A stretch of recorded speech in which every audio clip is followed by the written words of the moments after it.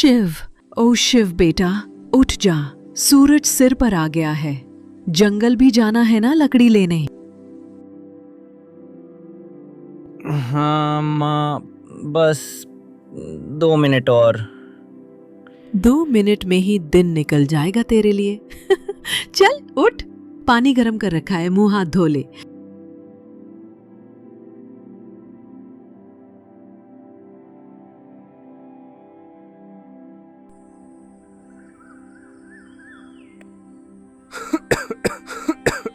बेटा शिव, आज ज्यादा काम मत करना, तबीयत खराब हो जाएगी। अरे पिताजी, आपकी ज़िंदगी अच्छी करनी है मुझे। जब तक आपको रोटी और दूध बिना सोचे समझे ना दे सकूं, तब तक मेहनत ज़्यादा करनी होगी। बेटा बस इतना भी मत थक, हम तेरे साथ हैं ना। तुम जितना भी कर रहे हो बहुत है बेटा। अच्छा माँ, पिताजी चलता हूँ अभी। शिव अपने माता पिता की एकमात्र संतान है। वो अपने माता पिता से बहुत प्रेम करता है, उनकी बात हमेशा मानता है।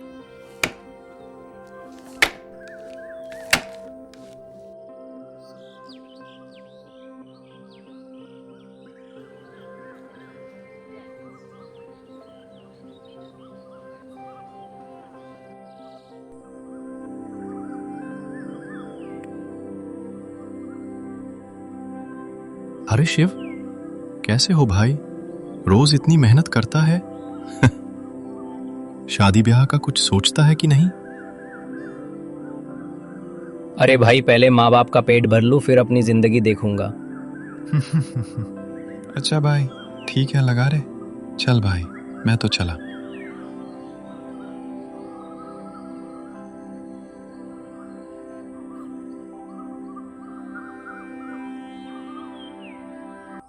अरे माँ, आज तो बहुत अच्छी कमाई हुई है। अगर ऐसा ही चलता रहा ना, तो हम बहुत जल्दी अच्छा खाना पीना खाएंगे और अपना मकान भी पक्का बना लेंगे। हाँ मेरे बेटे, तुम बहुत मेहनत कर रहे हो, मुझे तुम पर गर्व है। लेकिन एक बात कहूँ, कभी कभी सोचती हूँ कि कहीं इस सब में तुम अपनी जिंदगी को ना भूल जाओ। तुम्हारी उम्र में तो लोगों की शादी हो जाती है, अपना घर परिवार बस जाता है। मुझे बस यही चिंता होती है कि तुम सबके लिए करते करते कहीं खुद की खुशियाँ पीछे ना छोड़ दो। माँ, आप बिल्कुल चिंता मत कीजिए। मेरी सबसे बड़ी खुशी तो आप और पिताजी की मुस्कान है। जब आप लोग खुश रहेंगे तो मुझे अपनी ज़िंदगी पूरी लगती है। बाकी सब चीज़ें भी वक्त के साथ हो जाएंगी। हाँ माँ, वैसे पिताजी कहाँ हैं? दिख नहीं रहे। बेटा, वो तुम्हारी बुआ के घर गए हैं। उनकी तबीयत कुछ ठीक नहीं थी, तो हाल चाल लेने चले गए। कल सुबह तक वापस आ जाएंगे।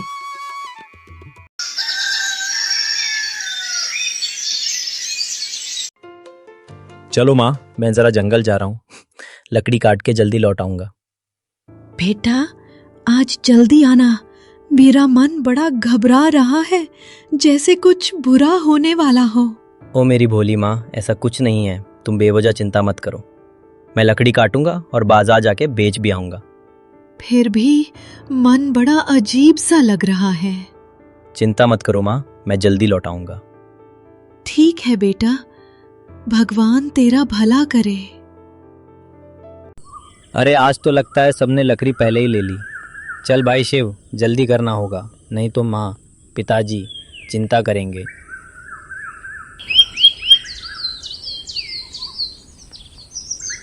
आज तो इधर कुछ भी ढंग की लकड़ी नहीं मिल रही। शायद थोड़ा जंगल के अंदर जाके देखना पड़ेगा। उस दिन जंगल में लकड़ियां मिलना मुश्किल हो गया। देर होती गई।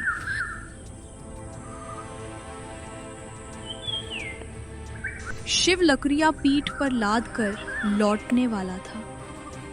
अचानक झाड़ियों से बाघ की डरावनी गर्जना गूंजती है। ये आवाज। बाघ सामने आता है, उसकी आंखें चमक रही हैं। शिव धीरे धीरे पीछे हटता है, कुल्हाड़ी कसकर पकड़ता है।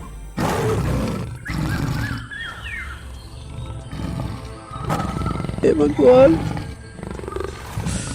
मैं याद नहीं बच पाऊंगा आज। मेरे माँ पिताजी को संभालना।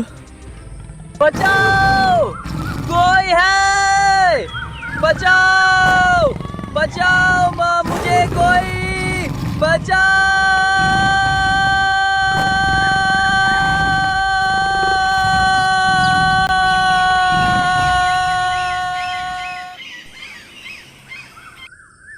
ये शिव अभी तक आया क्यों नहीं? मुझे बहुत चिंता हो रही है। मैंने इसे सुबह ही कहा था कि जल्दी घर आ जाना। मेरा मन आज अजीब सा घबरा रहा है। अरे भाग्यवान, तुम क्यों इतनी चिंता कर रही हो? शायद आज ज्यादा लकड़ी मिल गई होगी और बाजार में बेचने में थोड़ा समय लग गया होगा। तुम फिक्र मत करो, आता ही होगा।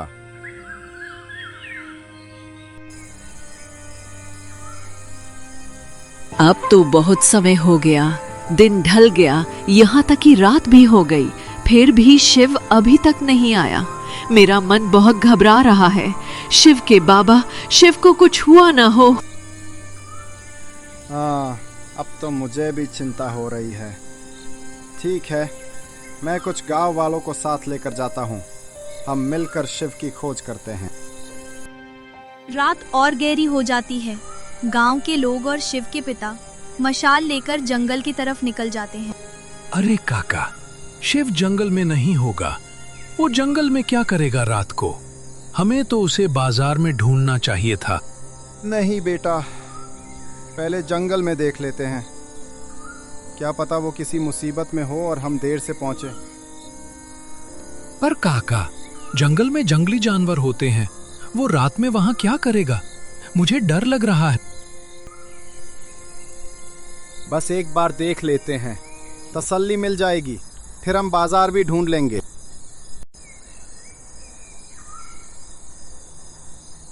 काका, काका, यहाँ देखो, कुछ फटे हुए कपड़े पड़े हैं और जमीन पर खून के निशान भी हैं। शिव के पिता के पैरों तले जमीन खिसक जाती है। जैसे ही वो नजदीक पहुंचते हैं, जमीन पर पड़े शिव के फटे कपड़े और उसके शरीर के हिस्से देखकर उनके मुंह से जोर की चीख निकलती है। हे भगवान, ये क्या हो गया मेरे शिव के साथ? मेरा शिव क्यों ले गया तू उसे? भगवान, मेरे बेटे की जगह मुझे उठा लेता। शिव के घर में खबर पहुंचते ही उसकी माँ को सदमा लग जाता है। शिव की माँ वहीं गिरकर बेहोश हो जाती है। कुछ देर बाद होश आता है तो उसकी आंखों से आंसू रुकते ही नहीं। नहीं, झूठ है ये। मेरा शिव, मेरा बच्चा, मेरा लाल, तुझसे पहले मुझे क्यों नहीं उठा लिया भगवान? भाग्यवान, संभालो खुद को। तुम टूट गई तो मैं भी नहीं बचूंगा। कृपा करके मेरी खातिर हिम्मत रखो। शिव हमें खुश देखना चाहता था।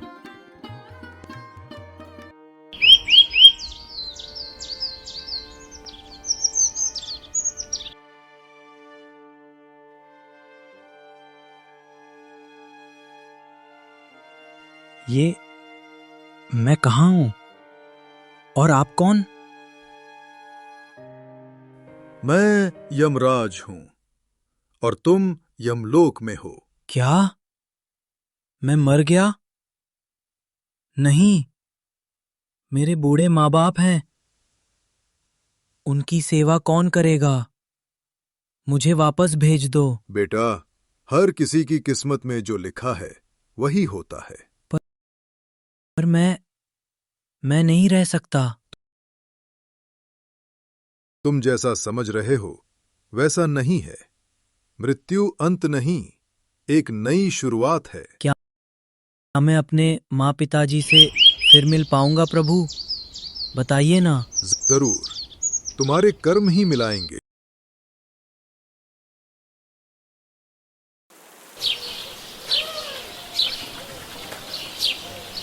कुछ समय समय बाद उसी राज्य के राजा और रानी को संतान प्राप्त हुई। ये संतान उन्हें बहुत कठिनाइयों और वर्षों तक की गई पूजा पाठ और कठोर तपस्या के बाद मिली थी। राजा और रानी ने उसका नाम वीर रखा। उसके जन्म से पूरे राज्य में खुशियां छा गईं।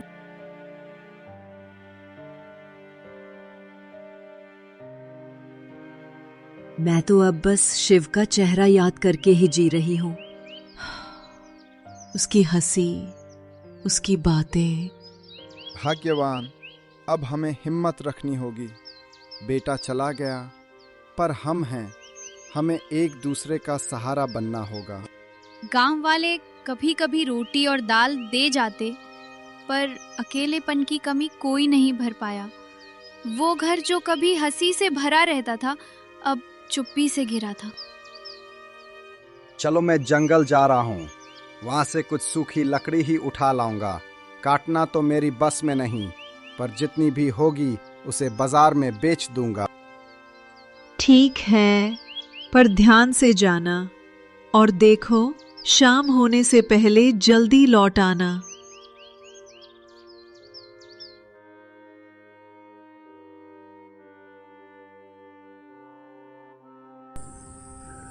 शिव के पिता जंगल में लकड़ी बटोर रहे थे। तभी अचानक उन्हें पास ही नदी के किनारे से एक बच्चे के रोने की आवाज सुनाई दी। अरे, ये कैसी आवाज है?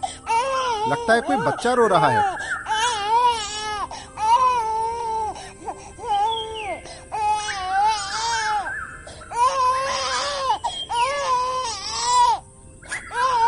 हे भगवान, ये बेचारी बच्ची किसकी होगी और इसे किस निर्दयी ने इस भयानक जंगल में नदी किनारे छोड़ दिया?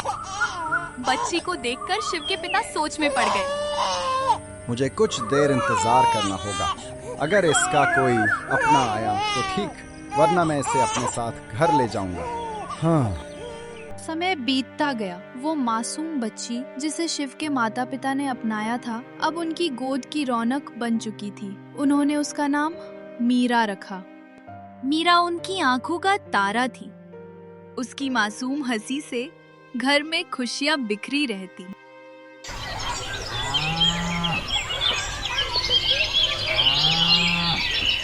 धीरे धीरे वही नन्ही कली अब एक खूबसूरत फूल बन चुकी थी। दूसरी ओर राजमहल में भी समय अपनी रफ्तार से बढ़ रहा था। राजकुमार वीर अब तेजस्वी और आकर्षक युवक बन चुके थे, लेकिन उनके मन पर हमेशा एक अजीब सा बोझ था। वो अक्सर गहरी सोच में डूब जाते। और रानी और राजा ने जब ये देखा तो उनका हृदय चिंता से भर उठा। उन्होंने अपने राजगुरु को राजमहल में बुलाया। गुरुदेव, हमारा पुत्र वीर बड़ा हो गया है, पर ना तो उसका मन खेलों में लगता है और ना ही किसी अन्य चीज में। हम भयभीत हैं, कहीं उस पर किसी का साया तो नहीं। गुरुदेव ने आंखें मूंदकर गहरी साधना की। कुछ क्षण मौन रहने के बाद उन्होंने गंभीर स्वर में कहा, महाराज, निश्चिंत रहिए। राजकुमार पर किसी का साया नहीं है। सच ये है, उनके पिछले जन्म का एक अधूरा कार्य है। उसी की छाया आज भी उनके मन पर है। यही कारण है कि राजकुमार का मन स्थिर नहीं हो पा रहा। तो गुरुदेव, क्या इसका कोई समाधान है? समय आने दीजिए महारानी। जब नियति पुकारेगी, तब राजकुमार स्वयं उस अधूरे कार्य की ओर खींचते चले जाएंगे, और जब वो कार्य पूरा होगा, तभी उनके जीवन की बेचैनी समाप्त होगी। क्यों न मैं जंगल में जाऊं, शांत वातावरण में थोड़ा घूमूं। शायद मेरा मन भी हल्का हो जाए और चिंताएं भी दूर हों। पिताजी, मैं जंगल घूमने जाना चाहता हूं। ठीक है पुत्र, लेकिन अपने साथ कुछ सैनिक जरूर ले जाना। अकेले जाना उचित नहीं होगा। नहीं पिताजी, मैं साधारण वस्त्र पहनकर ही जाऊंगा। इस बार मैं किसी की निगरानी नहीं चाहता, बस साधारण इंसान की तरह जंगल की शांति महसूस करना चाहता हूं। ठीक है पुत्र, जिसमें तुम खुश हो वही करो, पर अपना ध्यान रखना। राजकुमार साधारण कपड़े पहनकर जंगल की ओर निकल पड़े। चारों ओर हरियाली, चिड़ियों की चहचहाहट और ठंडी हवा बह रही थी। वो चलते चलते एक पुराने पेड़ के पास पहुंचे।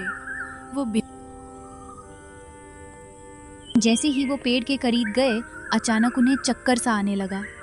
उनके कदम डगमगाने लगे और फिर देखते ही देखते वो जमीन पर गिर पड़े। कुछ देर बाद राजकुमार को होश आया। जैसे ही उन्होंने अपनी आंखें खोली, उन्होंने देखा कि उनके पास एक सुंदर सी लड़की बैठी हुई है। आप कौन हो? मेरा नाम मीरा है। मैं लकड़ियाँ लेने जंगल आई थी, तभी आपको यहाँ बेहोश पड़ा देखा। इस जंगल में जंगली जानवर भी होते हैं, इसलिए मैंने आपको अकेला नहीं छोड़ा। राजकुमार को मीरा का दयालु स्वभाव बहुत अच्छा लगा। उसी पल से उनके दिल में मीरा के लिए एक अलग जगह बनने लगी। अब घर जाइए, देर हो रही है। जंगल में रात गुजारना ठीक नहीं। क्या तुम रोज यहाँ आती हो? हाँ, मैं रोज आती हूँ, लकड़ियाँ ले जाती हूँ।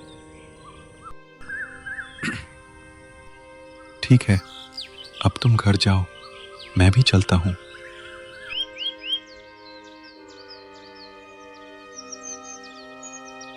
कुछ ही देर बाद राजकुमार भी अपने महल लौट गए, लेकिन उनके मन में मीरा की याद गहरी छाप छोड़ चुकी थी। अगले दिन राजकुमार उसी पेड़ के पास मीरा का इंतजार करने लगा।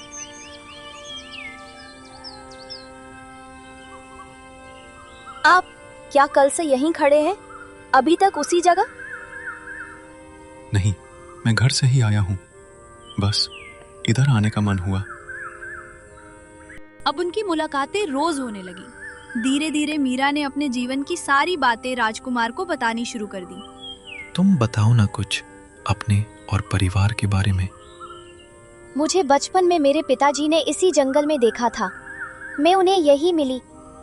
उनका एक बेटा था शिव, लेकिन उसे जंगल के जानवर खा गए जब वो लकड़ी लेने आया था। उसके बाद ही उन्होंने मुझे अपनाया। मीरा की बातें सुनकर राजकुमार का दिल जोर जोर से धड़कने लगा। उन्हें लगा जैसे ये कहानी उन्होंने कहीं पहले सुनी हो या शायद खुद महसूस की हो। क्या हुआ? किस सोच में पड़ गए? कुछ नहीं, चलो अब घर चलते हैं, देर हो रही है। राजकुमार वीर और मीरा जंगल से घर की ओर निकल ही रहे थे कि अचानक झाड़ियों के बीच से एक तेज आवाज आई। कुछ ही पलों में एक खतरनाक बाघ उनके सामने आ खड़ा हुआ। वीर, जल्दी जाइए, नहीं तो ये आपको नुकसान पहुंचा देगा। मीरा की ये आवाज सुनते ही वीर जैसे कहीं खो गए। उनकी आंखों के सामने अचानक पुराने दृश्य उभरने लगे। वही पल जब उनके पिछले जन्म में उन्हें इसी बाघ ने नोचकर मार डाला था। वो असहाय खड़े देख रहे थे और कुछ नहीं कर पा रहे थे। ये सब याद आते ही वीर की आंखों से आंसू बहने लगे। उन्हें अपने माता पिता की याद आ गई और सामने मीरा पर मंडराता खतरा भी दिख रहा था। लेकिन इस बार वीर चुप नहीं रहे। उन्होंने जेब से अपना छोटा चाकू निकाला और जैसे ही बाघ उन पर झपटा, वीर ने पूरी ताकत से चाकू उसके गले में घोंप दिया। एक जोरदार दहाड़ के साथ बाघ जमीन पर गिर पड़ा और वहीं तड़प कर मर गया। हे भगवान, ये आपने कैसे कर दिखाया? मीरा, अब समय आ गया है सच बताने का। और जिन माता पिता का जिक्र करती हो, वो दरअसल मेरे पिछले जन्म के माता पिता है। मैं उन्हें बहुत प्रेम करता था, लेकिन इस बाघ ने उस समय मुझे मार डाला था। मैं उनके लिए कुछ नहीं कर पाया। क्या कह रहे हैं आप? तो आप वही शिव है? हाँ मीरा, मैं वही हूं। अपने माता पिता के लिए मेरा प्रेम और चिंता ही मुझे इस जन्म में वापस ले आई है। मीरा वीर को अपने घर ले गई। वहाँ उसने अपने माता पिता को सब कुछ बताया। मेरा शिव, मेरा बेटा, तो वो फिर से हमारे पास लौट आया। हमें तो विश्वास ही नहीं हो रहा। हाँ माँ, पिताजी इस बार मैं आपको कभी अकेला नहीं छोड़ूंगा। फिर वीर ने उन्हें सारा सच बताया कि वो दरअसल एक राजकुमार है। वो अपने माता पिता को महल लेकर गए और राजा रानी को सब कुछ बताया। हमारा वीर कितना नेक और सच्चा पुत्र है।